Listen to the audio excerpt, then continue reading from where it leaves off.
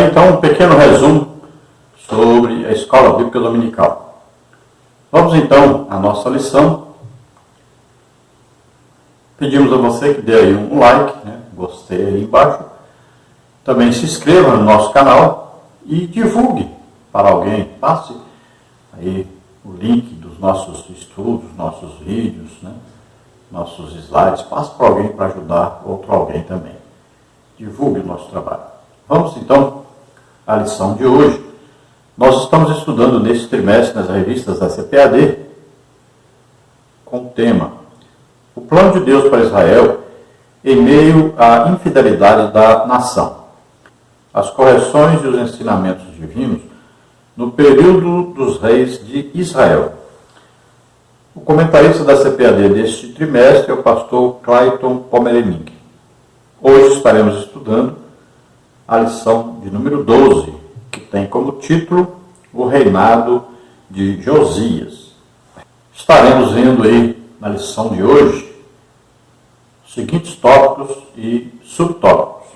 Você vê então no tópico número 1, Josias repara o templo. Subtópico 1, achei o livro da lei no templo do Senhor. Subtópico 2, o rei rasgou suas vestes.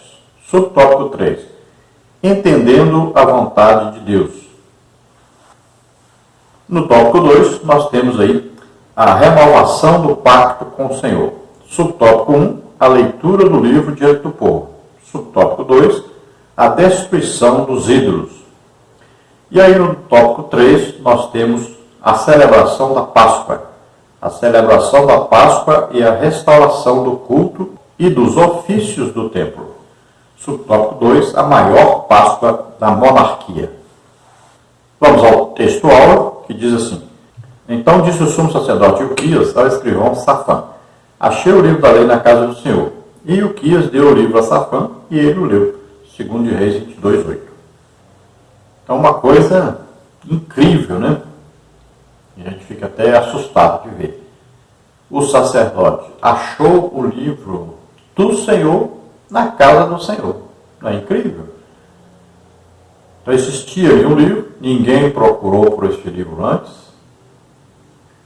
ninguém se importou em procurar, parece que eles estavam sem o livro, mas também não procuraram. E agora o livro é encontrado, e é claro, na casa do Senhor. Parece que esconderam, Ninguém lia mais, os reis que deveriam ler todo dia, não leram mais também. Entravam para ser rei e nem tinham lido o livro e nem liam todo dia, como era a ordem de Deus para eles. Então o sacerdote também achou o livro e nem foi ler, passou para o escrivão ler. E assim acontece muito hoje. Quantos crentes têm uma Bíblia em casa e não leem?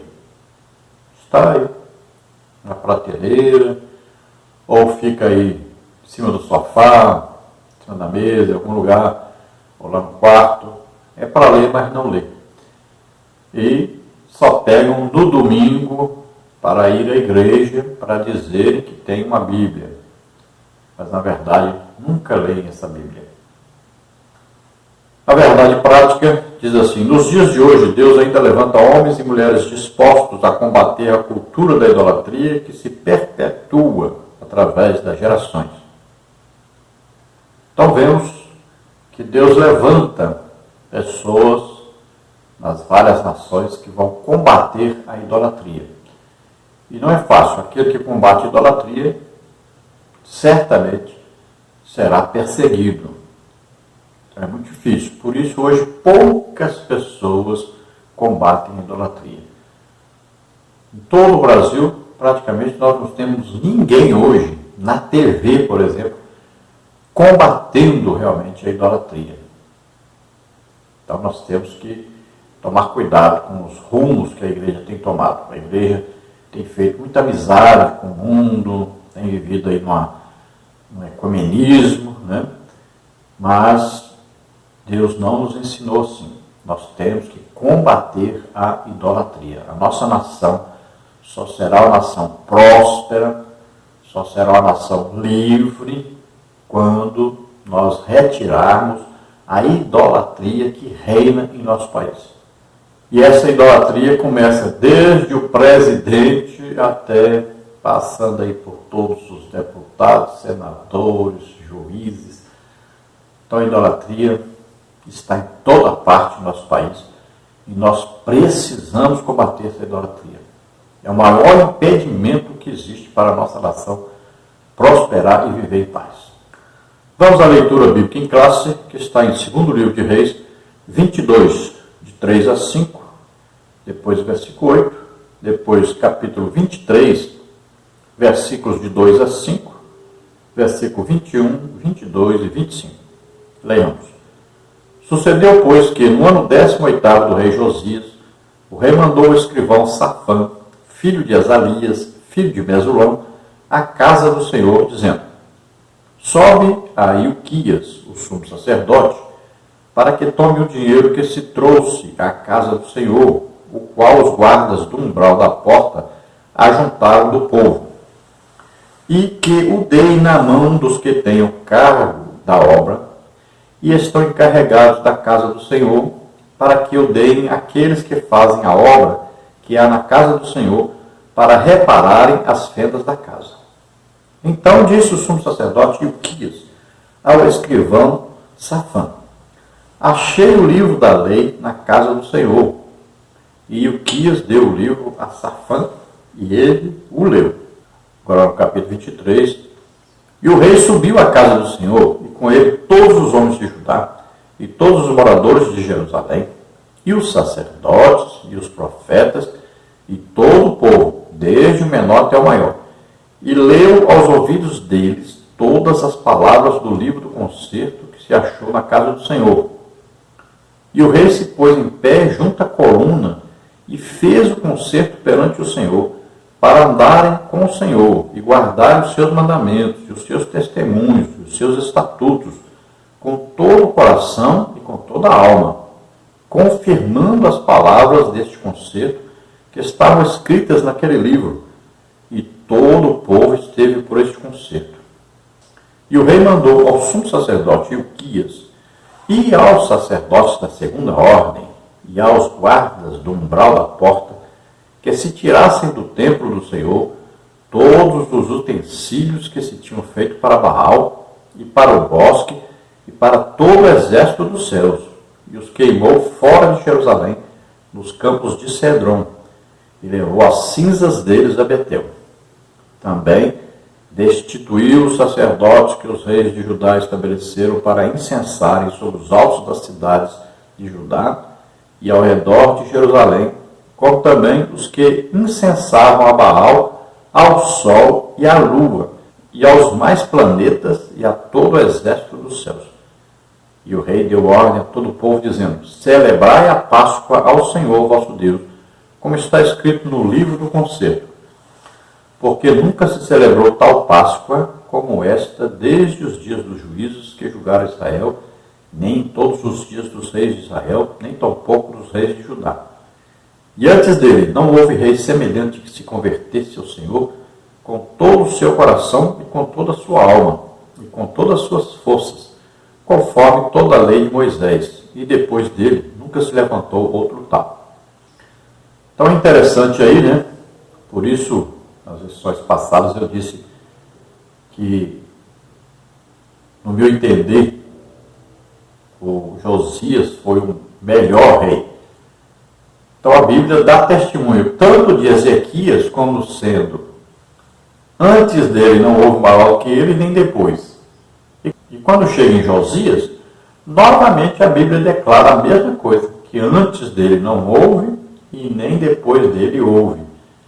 Como Josias, assim temente a Deus, obediente, e que combatesse a idolatria.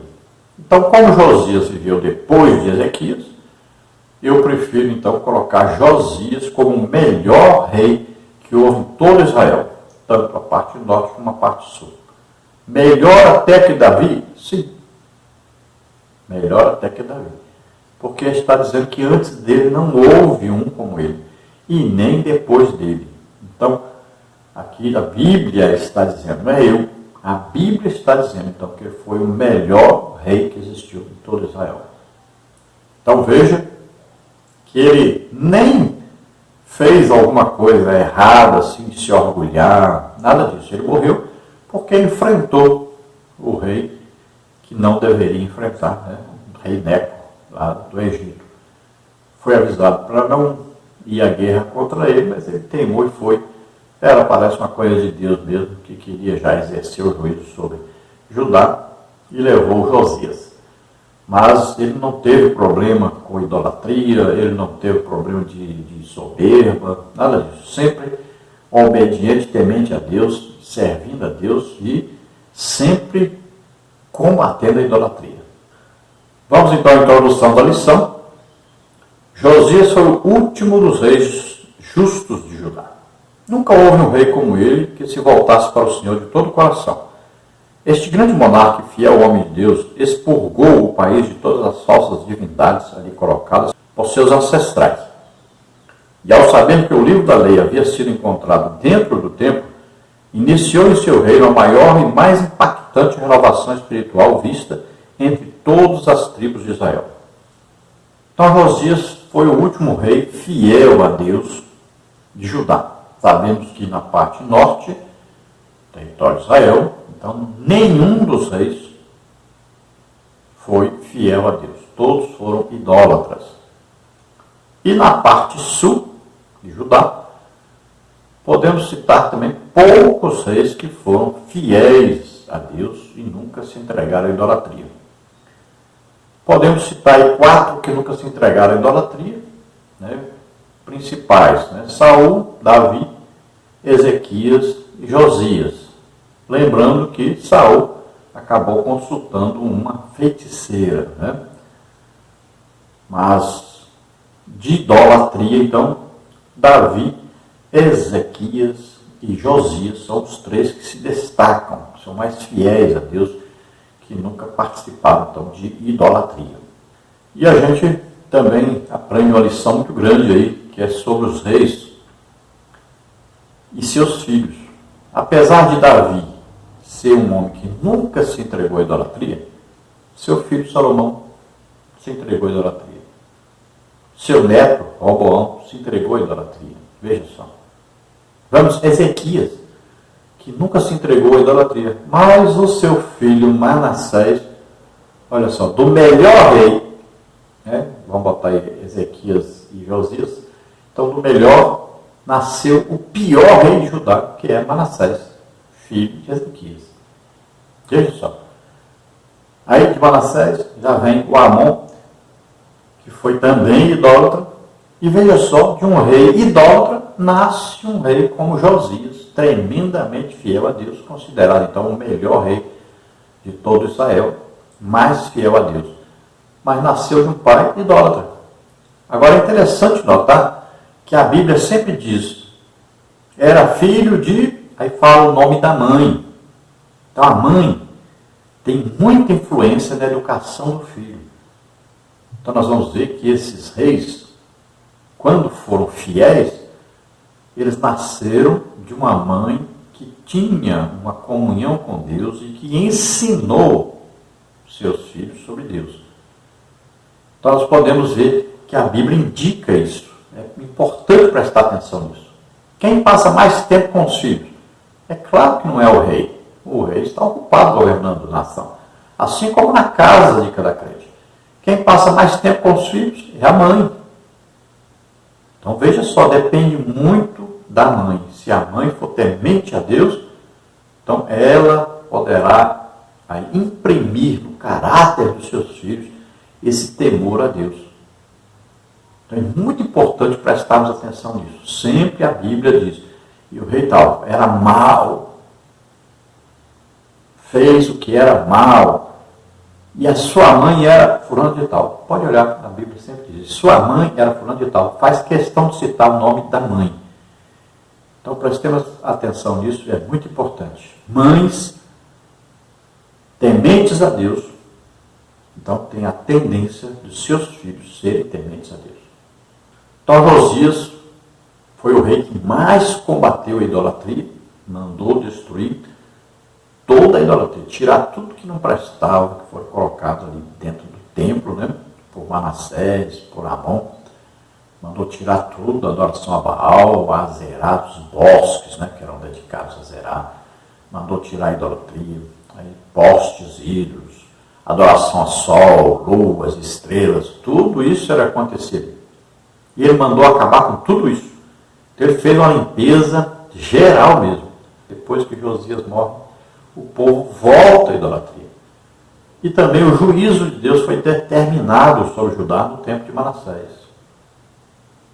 Então, Josias, como fez isso, no tempo dele não aconteceu que Judá fosse levado cativo para a Babilônia por Nabucodonosor.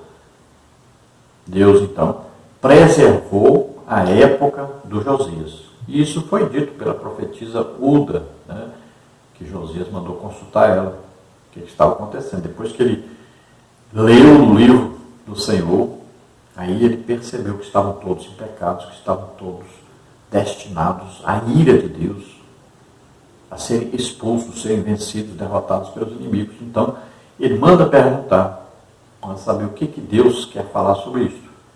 Então, naquele tempo, havia uma profetisa Uda, que morava na parte baixa de Jerusalém, a parte dos pobres, e ele manda consultar. E ela, então, diz, através do Senhor, que havia um juízo determinado sobre a nação. Mas Deus, por causa do coração de Josias, do seu amor para com Deus, da sua fidelidade a Deus, não ia levá-los cativos durante o reinado de Josias. Então Josias promove aí, né, o ensino da palavra de Deus na nação, o combate à idolatria, mas é aquele negócio, né, o povo parecia ter se convertido, mas foi só Josias morrer e o povo voltou à idolatria. No tópico 1, então, temos Josias repara o templo. Subtópico 1, achei o livro da lei no templo do Senhor.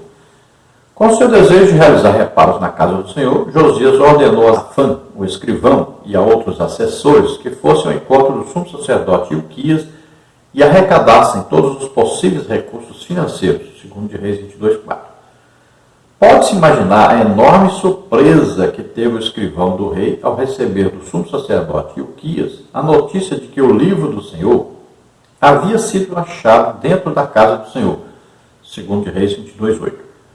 Por esse relato, percebe-se como era o nível de desinteresse das coisas de Deus por quem deveria zelar, não apenas pelo sagrado livro, mas pelo cumprimento das leis divinas expressas nele. Então nós vemos aí que ele começa realmente a assumir o reino, a comandar o reino, e ele então vai agora exercer influência sobre todos, e ele passa então a desejar terminar com a idolatria toda e também ensinar o povo a palavra de Deus e viver de maneira fiel realmente a Deus. Nós vamos ver que só 22 anos depois do reinado de Josias é que vem o cativeiro. Então não é no tempo de Josias nem imediatamente após, mas só 22 anos depois. O nome Josias significa aquele que Deus cura. Ele é filho de Amon com Gedida. Lembremos que no primeiro livro de Reis, capítulo 3, versículo 1, um profeta foi a Jeroboão, que estava oferecendo incenso naqueles bezerros de ouro, né? E o profeta disse que Deus levantaria um homem chamado Josias, que ia destruir aquela idolatria de Jeroboão. Vejam só, já estava previsto, até o nome foi dado por Deus da pessoa que destruiria aquela idolatria. E aconteceu então exatamente com Josias, essa destruição desses altares que Jeroboão construiu. Então o profeta ali predisse que Josias ia pegar os sacerdotes que ofereciam sacrifícios ali, aqueles bezerros, a Baal, a Zerá também, seriam queimados naquele altar. Os ossos deles seriam queimados ali. E isso realmente aconteceu no tempo do rei Josias. Também é importante destacar que Deus enviou o profeta Jeremias para ajudar ao rei Josias. Ele precisava de ajuda nesse combate à idolatria. e para levar o povo à adoração a Deus. Então, Deus levanta o profeta Jeremias. Jeremias vai iniciar o seu ministério no 13º ano do reinado de Josias. Então, Josias, no 18º ano do seu reinado, é quando ele manda restaurar o templo. E aí que vai ser dada a notícia que o livro do Senhor foi encontrado na casa do Senhor. Ele então vai pedir para ler para ele, e ele também vai começar a ler, ele vai perceber a situação, né? Rasga suas vestes no sentido de que ele se arrepende dos seus pecados e reconhece que a nação está condenada e precisa ser restaurada imediatamente. Então ele vai começar então o combate à idolatria, a restauração do templo primeiro, que é a casa do Senhor, onde vão se oferecer sacrifícios, onde vão ser feitas as orações de intercessão, né, de pedido de misericórdia a Deus. E ele vai então consultar o profeta de Deus. Como não havia nenhum profeta homem, ele vai consultar então a profetisa Uda, que era conhecida por trazer mensagem de Deus para o povo. Então a profetisa fala que realmente o juízo de Deus está determinado sobre a nação, mas diz que Deus não vai executar esse juízo durante o reinado de Josias, porque ele foi temente a Deus.